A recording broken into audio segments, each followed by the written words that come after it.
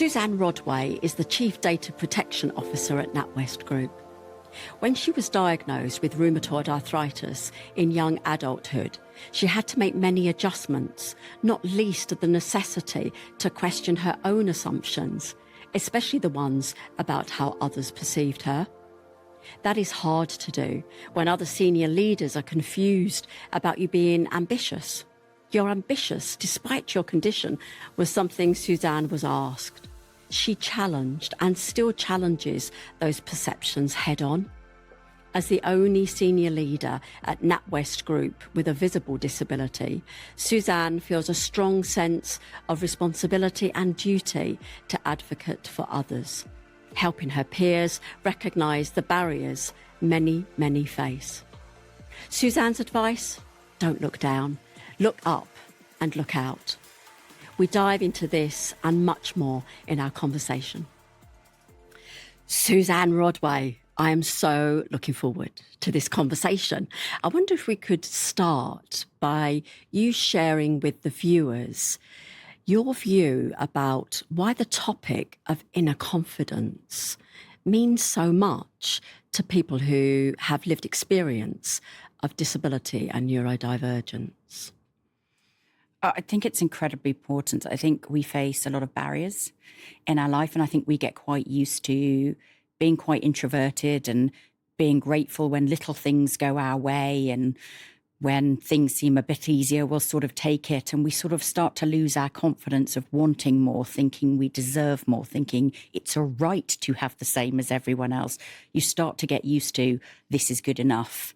And I think it's really important that we have that confidence to actually be able to say, no, that isn't good enough. I should have more, whether that's career, whether that's education, whether that's ability to go to the shops like everyone else, whether that's ability to participate in social activities. I think it's really important we continue to build that confidence, but I think it can be really hard. And I think in a post-COVID, anxiety-ridden world, that's even harder. I think, it's hard for everyone, but I think it's particularly hard for our community. Yeah.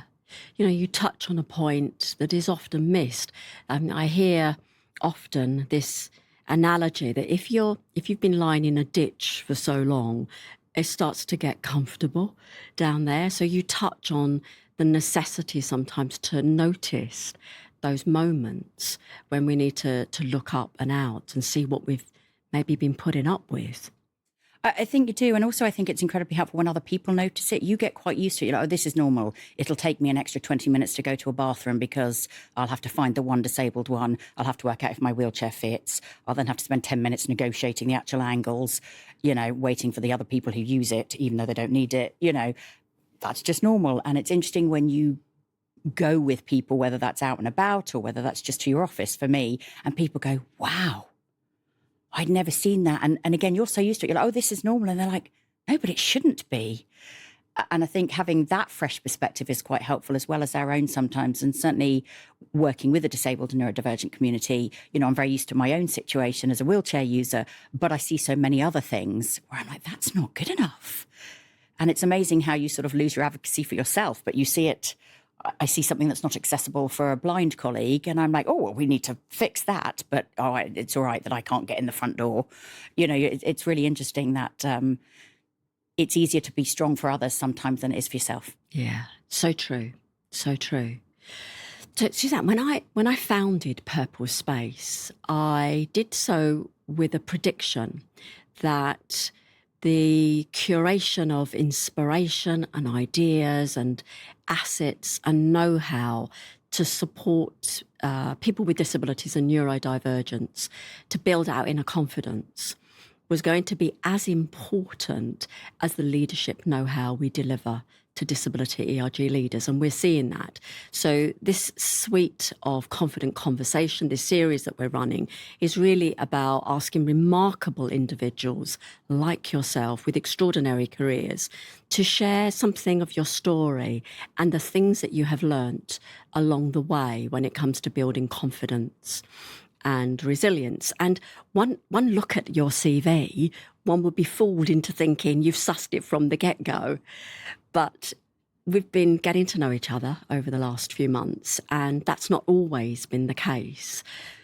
So can we start at the beginning, a little bit of a once upon a time, and you share with us a bit about your career journey and how you got to do what you do, and then we will tuck into that. Yeah, absolutely. And I'll sort of play in where my disability comes in, because I wasn't born as a wheelchair user, along the way, as it sort of runs in parallel. So I thought from a young age I wanted to be a lawyer. Embarrassingly, I very much liked LA Law when I was young. Very aging when you start to say which program was it. LA Law, was it Ally McBeal, was it or was it Suits, as I found someone recently. I was like, oh, I'm very old, but I knew I wanted to be a lawyer, and so that was always the kind of the path. So, you know, worked hard at school, knew I'd go to university, knew I would likely want to be a lawyer. Didn't study law at uni. I studied English language and literature, and then went to law school.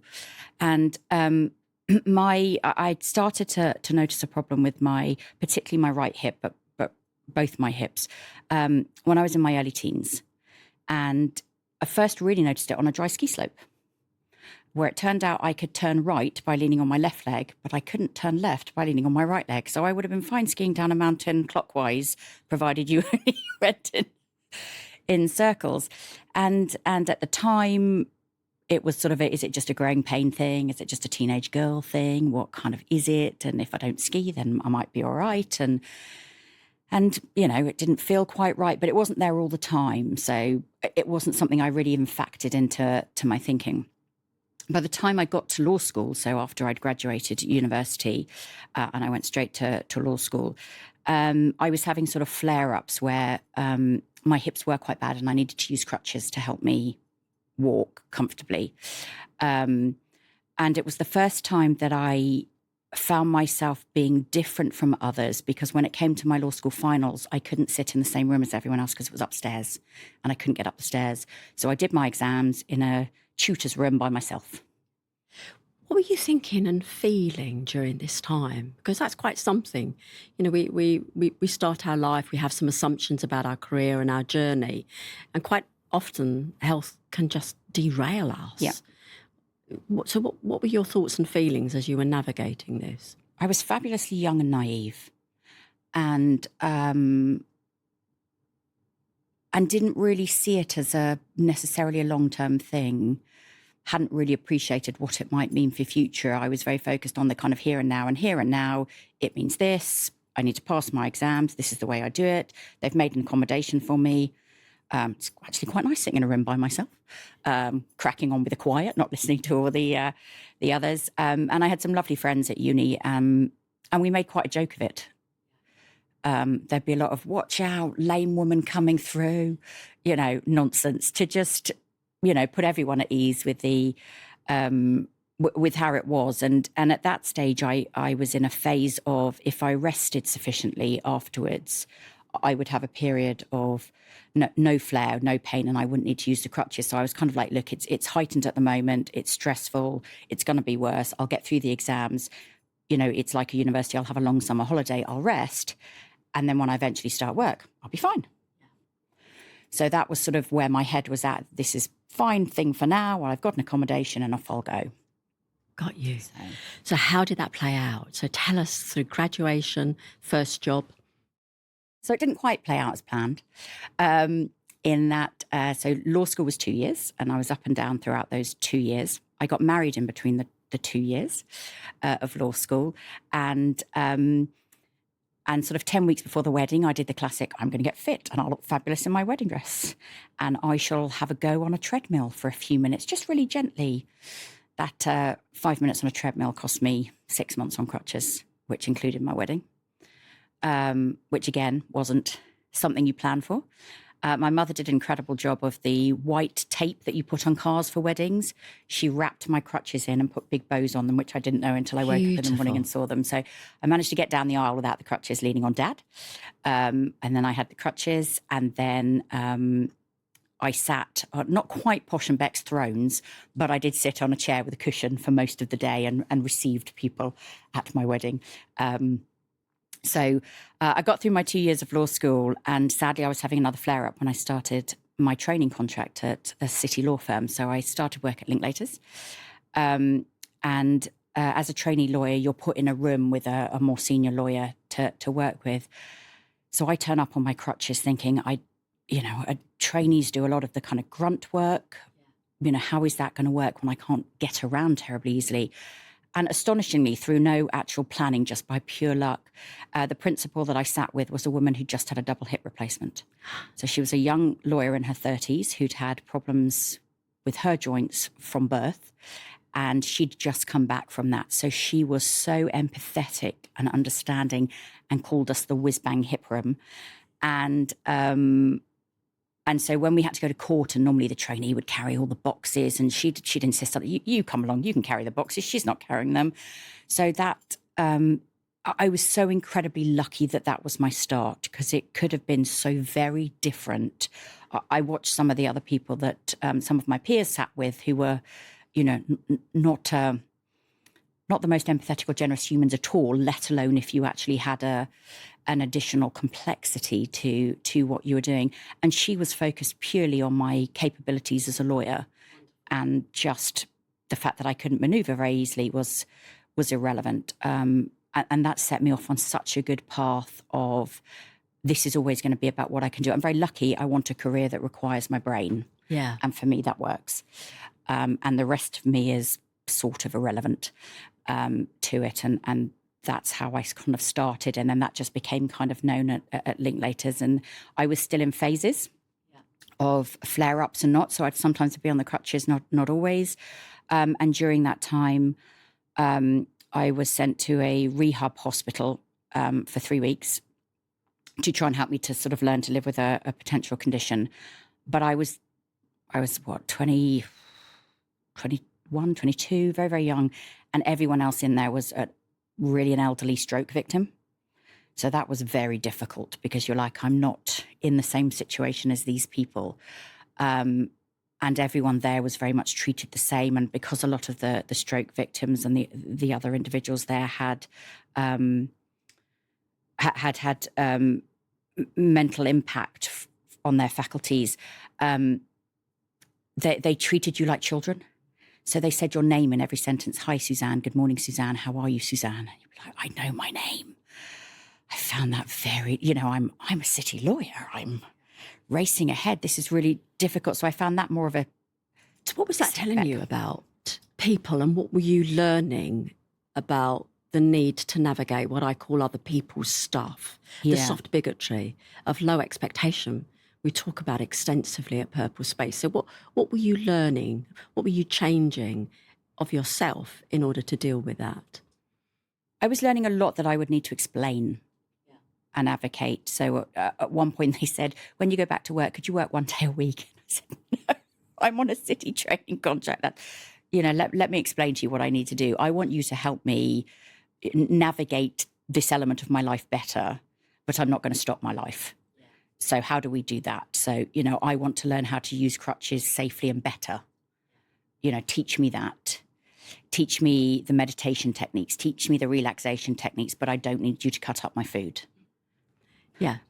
So I learned to advocate for myself, and also to opt out of the bits that were of no use to me. We can show you how to navigate a kitchen safely. No, I'm good with that. Thank you. I'll go and do an extra lap in the pool because that's helpful for me, while you do that with some of the other people. So I guess the thing I really learned was, I'm going to have to explain. And I guess without knowing what I was doing, it was the sort of learning to meet people where they are that we talk a lot about now, which is, I'm going to have to help educate you. I'm one of the first people you've had who is young and has a chronic pain condition, rather than has an easy to fit in medical condition that you kind of know a standard pattern for. So I learned to do that. And then I had to work out, okay, and what can I take from this back to my life and my job? Because some of the things they're suggesting aren't going to be practical. So again, it was learning okay, this is going to be down to me. How do I implement these two things, and how do I manage my career that is exceptionally important to me, and I've always wanted this, whilst working out, okay, and this is the safest and best way for me to do that.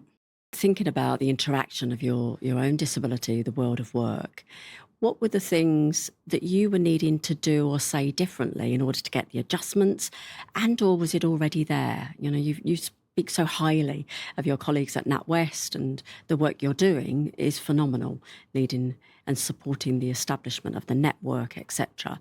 But what about you and work, how did that play out? What were you learning about yourself? I found it incredibly hard to begin with. Yeah.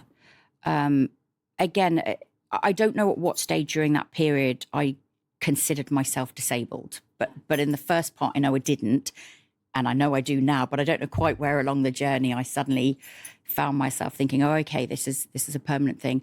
And I think it really started to crystallize for me when I was using the crutches full time by then. And the number of interactions I had with people who'd go, oh, I know what that's like. I broke my leg last summer. Yeah. And I used to get angry and angry with that. No, you don't know what it's like. You had that as a temporary thing. This is my life. There will be no end to this. So what did you do to gear up for an ask? So it's funny, I spoke to a few people about it, and someone suggested to me I was still using quite NHS-y looking crutches. So I went out and bought myself some pimped up crutches. I went out and bought myself red crutches. I'm a big fan of red. And I bought myself red crutches. And again, something that looked a bit more like, I went to the NHS and they've given me these. And I got, ones with specialist ergonomic handles and specialist sort of suspension in the bottom and things, so that it looked a little bit more like, and that helped a bit. But I also prepared for I got better at the practiced answer of, oh, no, this isn't it. Because you'd get a lot of people going, oh, how long are you on those? And then you would say forever. And then you would see that look of panic on people's face of, I don't know what to do now. I don't know what to say. So I learned to go, that's why I've pimped them up. And again, try and put people at ease to let's just have a conversation about this. But that was a learning for me that I almost had to put them at ease. Did you have to do that for those people who are responsible for saying yay or nay for any adjustments that you might I had to do it need? for senior people who were my line managers, who would have to be part of the process. Yeah. The sort of, once you actually get into the formal HRE of it, not as much. But a few times I've had to be quite vocal, and I've had to walk people through particularly that door thing was it's a massive old oak door that's about 10 feet high. And I couldn't physically push it. I mean, I just wasn't strong enough. And I had to say to people, come and have a look at the door. Let's have a look at this. So there's a few of those where I've had to be quite robust and proactive. And there are days that's easier than others. There are days you are like, right, I'm on the march and off I go and I shall do this. And other days where you're like, oh God, it's so hard and I don't want to. But in those early days, it was okay. And then when I got my rheumatoid diagnosis and I knew things were going to get worse, I had incredible support and rally, because at that stage I was also dealing with that mental adjustment to, okay, I've had one thing and now I've got another thing, and this thing is going to require medication. That medication is going to have a really significant impact on my body and how I feel. That's going to impact my ability to do my job. I'm sort of grieving slightly for the things I know that will now never come, because this is a progressive disease. And so trying to manage all of that and the emotions of that, let alone the daily practicalities, is not straightforward. But I was lucky that I had a lot of support for that. Do you see yourself as a confident person? And if you look back to your younger self, is there anything that you would say to her to fast track the process of building your inner confidence? If you were to see that Suzanne just before she got married, what would you whisper in her ear about what you've learned? I think it would say to remain as confident as I was when I was young before all of this happened, because that had such a massive impact on my confidence. But particularly from a career ambition perspective. So once I became a full-time crutch user, I started to think that's all people could see. Okay. And that I had a real crisis of confidence. So you were watching other people watch you? To a degree, but also that classic thing you learn in CBT, that I was projecting what I imagined other people were seeing. So, I spoke to a few people and I said, obviously, the first thing you see about me is the crutches. And they went, what are you talking about? And that wasn't necessarily, but in my head, it became a barrier that I'd created to my progression. And at that stage, I lost all the confidence. Again, when I was young, I knew I was bright. I knew if I worked hard, I'd get somewhere. I suddenly got to this point in my career, when I'd been at NatWest for a period, and I was now a full-time crutch user of, oh gosh, I'm lucky I've got a job. I'll just sit really quietly and hope no one notices. Because if they notice that I'm, special, they might regret their choice. So I'll just sit here and I'll be grateful for that. And Wow. and that lasted for a couple of years. And I didn't realize it. Yeah. When did you realize it? I started to think about my ambition and the fact that at that stage I'd been kind of in lateral moves for a period of time.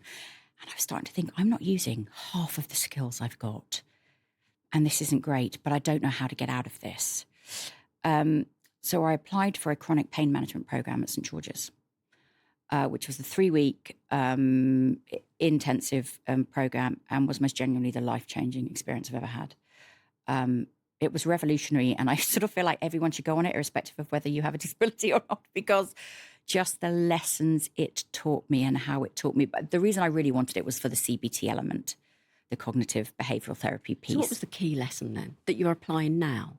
Let's fast forward now. So you are data protection, data security, forgive me, Suzanne. Chief Data Protection Officer. Yeah, it's kind of something. So what is it about either that course and your journey that has been so significant that you apply now in your seniority and the impact, the influence you've got now on other individuals? It was really that training my brain to question the voices in my head. Is there evidence for the thing my brain has jumped to? And maybe sometimes there is evidence. Sometimes people are really rude and abusive to you as a disabled person. So sometimes there is evidence. But sometimes a lot of it is people are just seeing me as a wheelchair user. No, they're not. I've just decided that. So that's been incredibly helpful. And I do have to quite often take time to just, let me just reflect on that for a moment.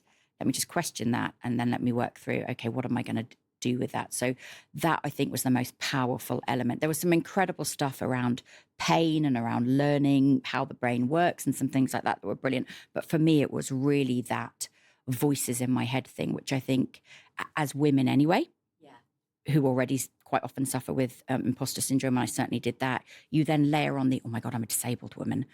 And I came out of that. And what they helped us do in that program was set ourselves some goals, but really set ourselves the small milestones to get to the goals. So it was practical. It was really practical. And I use it with people I mentor now. They made us do a sort of a bullseye grid, and it had elements for work, it had elements for social, it had elements for family, and you had to put where you were and where you wanted to be.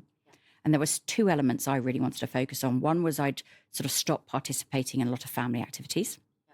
And the other was career. I just sort of halted. And so I came out of that with I'm going to get myself a new job. And we were going on holiday that summer to Florida, and I'm going to get on a bunch of the rides, and I'm going to join in with a family. And those were the kind of the 2 big goals I set, with the small incremental goals along the way. And the group we had was only 7 of us. So we had this incredibly powerful group who stayed connected on WhatsApp for years later. Still, a few of us are on it. And you would have I'm having a bad day, but I'm going to the cricket match. I'm going to watch my son today. And yeah, go for it. Go you. And so that was very helpful. And then when it came to work, I came back and I was like, right, I'm going to do something about this. So I spoke to a sort of coach to say, right, what are the steps? And she said to me, okay, let's kind of look at your CV, what's your unique selling point, and let's get you out talking to some senior people to say, I've got some skills and I don't think they're being utilized, and I'm still ambitious. Yeah. And it was astonishing. I had a senior person I worked for not that long ago who when I was talking about career, said, oh, you're ambitious in spite of your condition.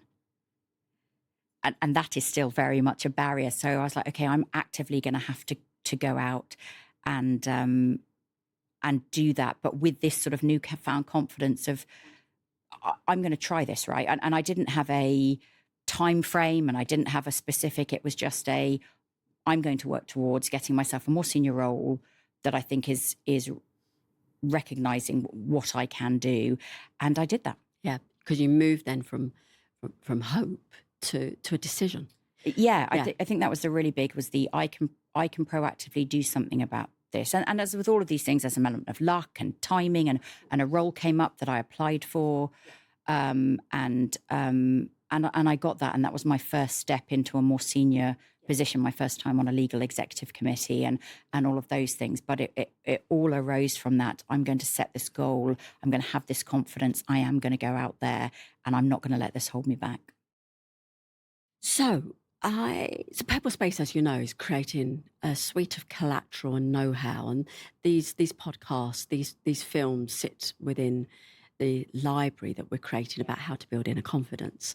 And we recently produced some guides where we showcase some of the hurdles that we face, irrespective of the disability we have, the age of onset, the severity, etc.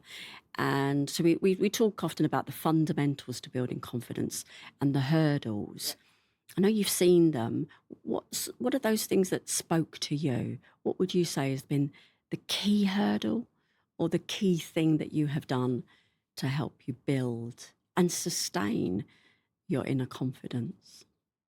Yeah, I think there's a fundamental and a hurdle that when I was reading through, I was like, yes. I mean, all of them were recognisable, but there were two that jumped out at me. And in terms of the fundamental, it was the recognise the possibility that others aren't going to understand the impact of your disability.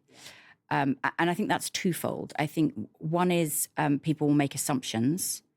The classic, someone's going to talk to the person who's pushing my manual chair, not to me, because they're going to assume I have broader impact rather than just potentially mobility, and the need to help educate people around that. And as I say, a very senior person saying to me, "Oh, you're ambitious in spite of," and having to in that moment say to them, "Do you realise what you just said?" And watch them go, "Oh yeah," and help them learn that that's not an okay assumption to make. Yeah. You wouldn't make that assumption because I'm a woman. So why would you make it because I'm in a wheelchair? There's nothing that suggests I wouldn't be ambitious. I can't help but ask a supplementary to that, Suzanne. Do you always call that out? Or are there moments sometimes you just let it go because life's too short? There are moments I let it go. What I will normally do is rant to someone afterwards, and sometimes they'll go, "Yeah, you can't let that go." And I'll be like, "Oh, I know. And it's not for me, it's for the people that come behind me. And I take that exceptionally seriously. I'm probably the most senior visibly disabled person at the bank. So we have a leadership group of the top sort of 150, 160 people in the bank. And within that, I'm the only visibly disabled. There'll be lots of people there who are disabled or neurodivergent, for whom some may have disclosed, some may have not. But I'm a very visible. So you wear that responsibility. So I take that phenomenally seriously. And it's because of that I've advocated so much more for, actually, I can't get to the toilets on some floors. That's not good enough. What's the plan? And again, because I'm senior and because I do have access to a lot of very senior people, I can go to them directly and go, "Come with me. Let's watch me try and get to a bathroom. Let's watch me try and get some lunch.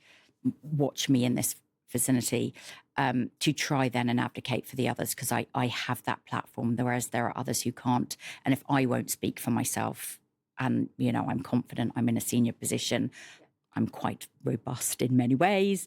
It's a super privilege. It is, and I think it's exceptionally important. Throughout my career, I took the I'm a senior working mother very seriously, and I saw that as a role model. I really see my disability advocacy as an exceptionally important part of my job. Wonderful. Well, look, as we start to close, just building on that last answer, Suzanne, so talk about the fundamentals, the hurdles.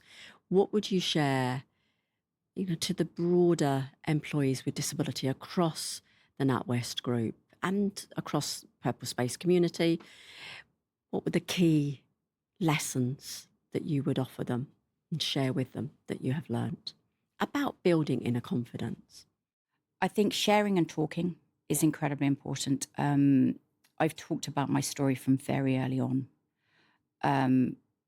not because I particularly want to talk about me, but because I want to talk about the issues and what we face. And I think one of the things I've benefited from as being a chair of our Disability and Neurodiversity Network is what I've learned about other conditions and my ability now to support others. And I think you mentioned it earlier on, the looking out. The number of times I have to say to people, don't look down, look up and out. Yeah. Because there are so many other people, I'm so focused on my mobility experiences. what about the experiences of my neurodivergent colleagues and that? So I think sharing and talking helps us all think and be better colleagues, better family members, better friends, better members of society, because you notice things. So I would say do that to the extent that you feel comfortable. I would say we're very lucky NatWest is a safe place to do that. Reasonable adjustments are available. Process is not always as straightforward as it could be. We continue to work on that, but they are absolutely there. As I say, the bank spent, I don't know how many tens of thousands changing a listed building door for me, one person. And they did, and there was no question, there was no debate. There's a timing and there's a process we have to go through because it's listed building, but there was never any really, can't we put you in through the back door, anything like that. So I would encourage people to, if you need something, talk to someone about it, ask for it. And if you feel uncomfortable doing that, come to the network. We can help. We can help you navigate those, but that support is available. And don't be afraid to point out to people things that are difficult. One of the things I found hardest when I became in a senior role was I'd be invited to lots of events where there would be a lot of high tables and lots of standing. And when I was on my crutches to start with, I couldn't stand up. I would have to go sit in a corner, and I'd sit at a table like this, like Billy No Mates. Or quite often, if I'm honest, I would sit in the toilets and cry because I felt so excluded. Look out for those people. Why is someone sitting by themselves? Is there a reason? What can we do? How can we support? And have the confidence to speak up and say, would you mind sitting with me? Because this is what's going to happen. Just find one person. Again, that makes such a huge difference to me when one person comes over. But now I actively say to people, at this event, there's going to be a thing where I won't be able to join in. I'm probably going to sit around the corner. Great, I'll come and sit with you. Like that's all I need. So have confidence to do that. Wonderful. You are a wonderful advert for NatWest. I hope they're paying you enough for this. Seriously, at a time when diversity, equity and inclusion is so challenged, you paint a really positive and strong story of the bank's ability to do good in this world. So look, last question. We have a tradition where we ask our interviewees to pose a question for the next interviewee. So I have a question for you. The notion of superpower and disability is often brought together. Some people are great fans of the notion of superpowers and others less so. But if we position superpower as maybe a unique insight that comes with experiencing disability or difference, what would that be for you? I think it's probably around resilience. I think resilience is exceptionally important in life, no matter what. We all have great periods and we also have terrible periods, whether it's illness, whether it's bereavement, whether it's career setbacks, whatever it might be. And actually, I think a lot of those in the disability and neurodivergent community have had to be resilient. So actually, when other things come at you, so I've had a few really quite unpleasant work things where you're like, gosh, this is difficult, and you have to dig deep. I sort of know how to do that. And I think that can be quite powerful. And I think it also really helps you not sweat the small stuff. And again, I think you see lots of people fretting over the tiniest things. You're like, if that was my biggest worry. And again, I think that is quite freeing. Yeah. So I do think there are some incredible qualities and abilities that come with it. That I think are attributes everyone needs as opposed to a superpower. But I do think they give you some incredible strengths that if you harness, can be really powerful. Wonderful. Suzanne, thank you. So I'm going to ask you in the same tradition, is there a question you'd like to ask our next interviewee, Annette from Serco, Annette Moody? What question would you like to ask her? I think one of the hot topics of the day is still language. And the term disability. And I'm quite comfortable describing myself as disabled. But I have many colleagues who meet the definition under the law, but would not describe themselves about that. So I would ask Annette what her sort of take is on that and how she uses the term herself and within her organisation. Wonderful. That will take us at least 3 hours to unpack. I think so. Suzanne, for the moment, fabulous conversation. Thank you for being you. Thank you for your insights and your story. And looking forward to seeing you again soon. Thank you very much for having me. If we just listened to news headlines or politicians, we would be fooled into believing there are far more disabled people out of work than there are in work. That is not the case. There are millions of people with lived experience of disability, ill health, and neurodivergence who work day in and day out at the same time as navigating very difficult experiences. And they deliver well at work. So if you want to learn more about how to have a confident conversation with your employer, then visit our website, www.purplespace.org. Thank you so much for watching. Now pass on the link.